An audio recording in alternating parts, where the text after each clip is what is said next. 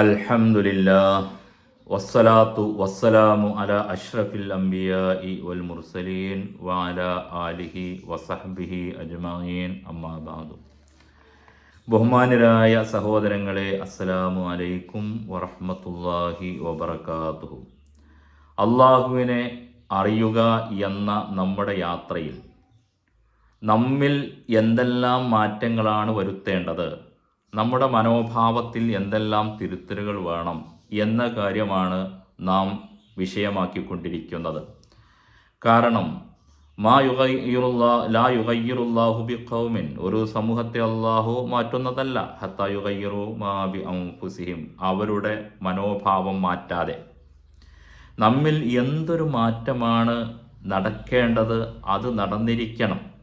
അതിന് അള്ളാഹുവിനോട് നാം തേടുന്നവരാണ്. അള്ളാഹുവേ, ഞാൻ മാറാൻ റെഡിയാണ് നിന്റെ ജ്ഞാനം ലഭിക്കാൻ എന്ന ഒരു തേട്ടത്തോടു കൂടെയാണല്ലോ നാം ഈ ഒരു വഴിയിൽ പ്രവേശിച്ചിരിക്കുന്നത്.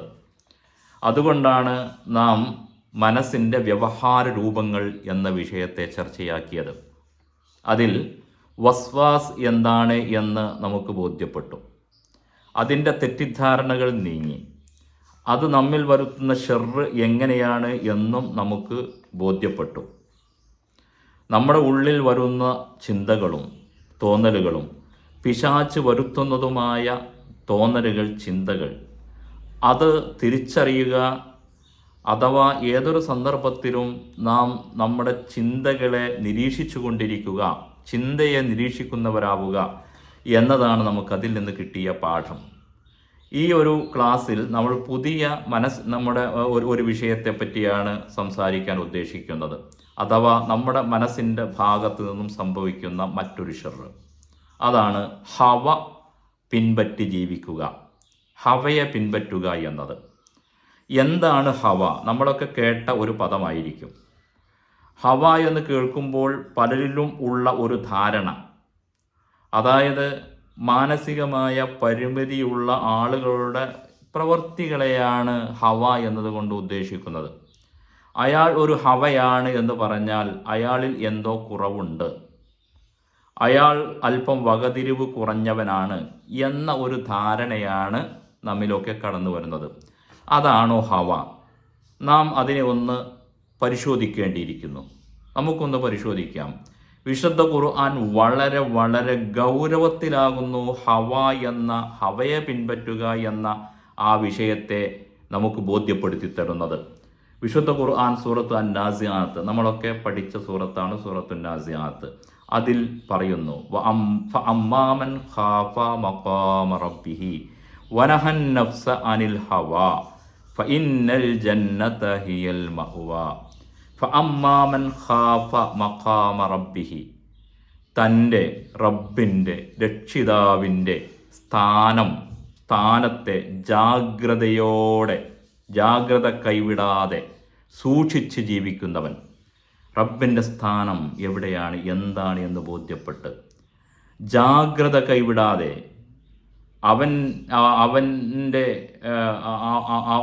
അവനിൽ നിന്ന് വരുന്ന കോപത്തെ സൂക്ഷിച്ചുകൊണ്ട്, ഭയപ്പെട്ടുകൊണ്ട്, ഫഅമ്മാമൻ ഖാഫ മഖാമ റബ്ബിഹി, തൻ്റെ രക്ഷിതാവിൻ്റെ സ്ഥാനത്തെ ജാഗ്രത കൈവിടാതെ സൂക്ഷിച്ചു പോരുന്നവനും, വനഹൻ നഫ്സ അനിൽ ഹവ, മനസ്സിനെ അതിൻ്റെ ഹവയിൽ നിന്ന് തടുക്കുകയും ചെയ്തവൻ.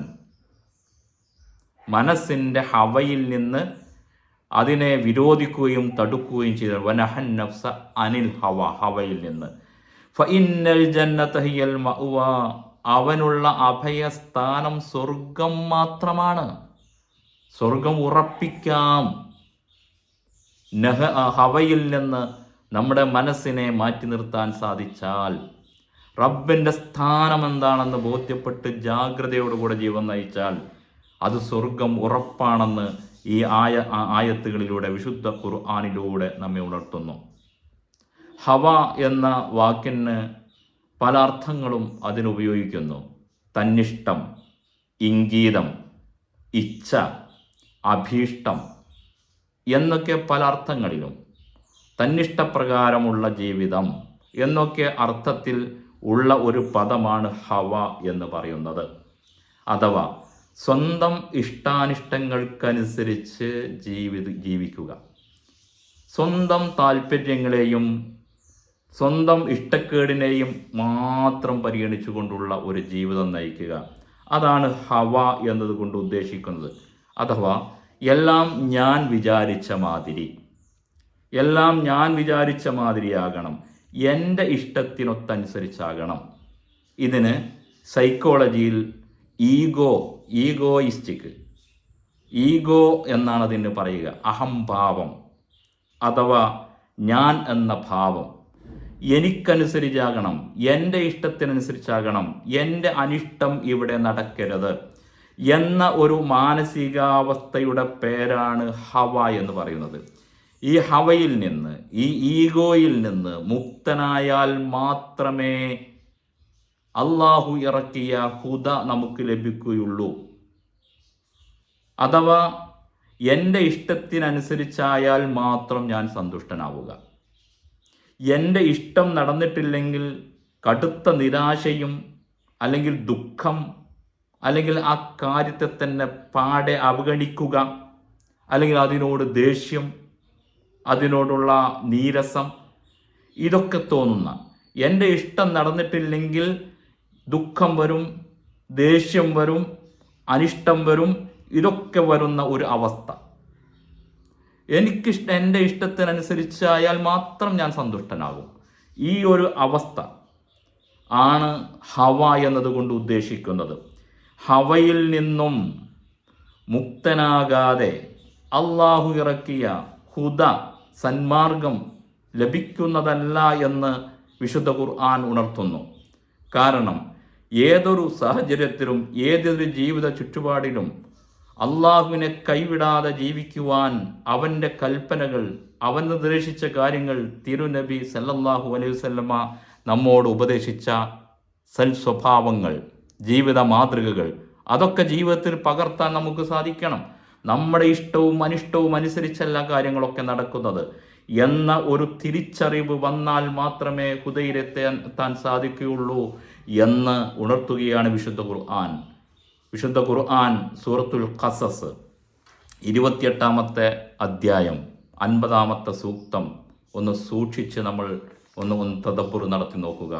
ഫൈലം യസ്തജീബൂ ലക, അവർ നിനക്ക് ഉത്തരം നൽകുന്നില്ലെങ്കിൽ, തിരുദൂതരോട് അല്ലാഹു സുബ്ഹാനഹു വ തആല പറയുകയാണ്, ഈ ഒരു നല്ല വിഷയത്തിൽ ഉത്തരം നൽകാൻ അവർക്ക് കഴിയാത്തതെന്ത് എന്നത് നീ പരിശോധിച്ചാൽ, ഫഅലം, നീ അറിയുക, അന്നമാ യത്തബിഊന അഹ്വാഅഹും, അവർ തങ്ങളുടെ തന്നിഷ്ടങ്ങളെ മാത്രമേ പിൻപറ്റൂ.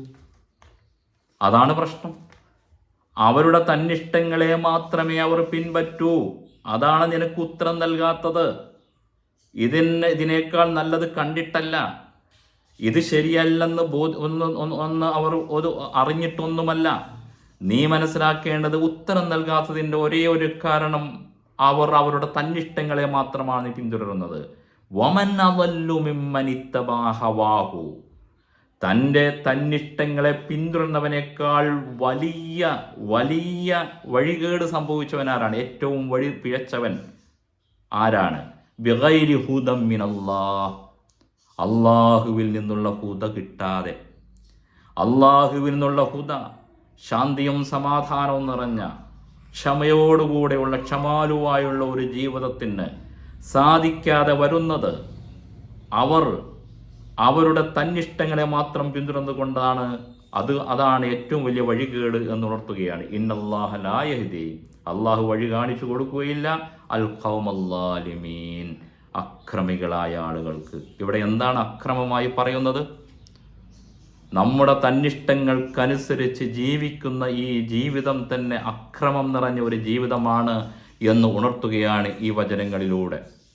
അതിനാൽ പ്രിയ സഹോദരന്മാരെ, ഒരു ഗൗരവമുള്ള വിഷയമാണ് ഹവയെ പിൻപറ്റി ജീവിക്കുക എന്നത്. ഹുദയിലേക്ക് എത്താൻ നമുക്ക് സാധ്യമല്ല. ഹുദയിൽ നിന്നും പുറത്ത് കടക്കണം, ഹവയിൽ നിന്നും പുറത്ത് കടന്നാൽ മാത്രമേ ഹുദയിലെത്താൻ നമുക്ക് സാധിക്കുകയുള്ളൂ എന്ന തിരിച്ചറിവുണ്ടാകണം. എന്തുകൊണ്ടാണ് ഈ ഹവ അഥവാ ഈഗോ നമ്മുടെ ജീവിതത്തിൽ എങ്ങനെയാണത് കടന്നു വന്നത്? ഒരു സംഗതി കാണുമ്പോൾ അതിനോട് പെട്ടെന്നൊരു നീരസം, അല്ലെങ്കിൽ ഒരു വെറുപ്പ്, അല്ലെങ്കിൽ ഒരു ദേഷ്യം കടന്നു വരുന്നത് സത്യത്തിൽ മനഃപൂർവ്വമല്ലല്ലോ. അത് വന്നു പോവുകയാണ്. ആ വാക്ക് കേൾക്കുമ്പോഴേക്ക് നമുക്ക് ദേഷ്യം വരുന്നതിൻ്റെ ഒരു കാരണം അത് മനഃപൂർവ്വമല്ല, അത് സംഭവിക്കുകയാണ് ചെയ്യുന്നത്. ഇങ്ങനെ ഒരു സ്വഭാവം അഥവാ ഈഗോയിസ്റ്റിക്കായി മാറുന്നതിൻ്റെ എങ്ങനെയാണ് അത് സംഭവിക്കുന്നത് എന്നാണ് നമ്മൾക്ക് പരിശോധിച്ച് നോക്കേണ്ടത്. അത് വരുന്നതിൻ്റെ കാരണം നമ്മുടെ ജീവിതാനുഭവങ്ങളിൽ നിന്ന് നമുക്ക് കിട്ടിയതാണ്. ചെറുപ്പനാൾ മുതൽ നാം അനുഭവിച്ചു പോകുന്ന ചില ജീവിത സാഹചര്യങ്ങളുണ്ട്, ചില ജീവിതാനുഭവങ്ങളുണ്ട്. അതിൽ നിന്നും കിട്ടിപ്പോകുന്ന ഒരു സ്വഭാവമായി മാറിയതാണ് നമ്മുടെ ഈഗോ എന്ന ആ ഒരു സംഭവം. ഹവ എന്ന എൻ്റെ ഇഷ്ടം നടക്കണ്ടേ, ഇനിയെങ്കിലും എനിക്കിഷ്ടമില്ലാത്തത് ഇനിയെങ്കിലും നടക്കാതിരിക്കണം എന്ന ഒരു ഭാവം വന്നത് നമ്മുടെ ഭൂതകാലത്ത് സംഭവിച്ച, അഥവാ ഈഗോ എന്ന് പറയുന്നത്, ഹവ എന്ന് പറയുന്നത് എൻ്റെ ജീവിതത്തിൻ്റെ ഒരു ഹിസ്റ്ററിയാണ്, എൻ്റെ കഴിഞ്ഞ ജീവിതത്തിൻ്റെ ഒരു റിസൾട്ടാണ് അത്. അഥവാ ഒരു പരിഗണന കിട്ടാത്ത ജീവിതം. പരിഗണന ആഗ്രഹിച്ചു പോന്ന ആരും ഒരു പരിഗണന ആഗ്രഹിച്ചു പോരും.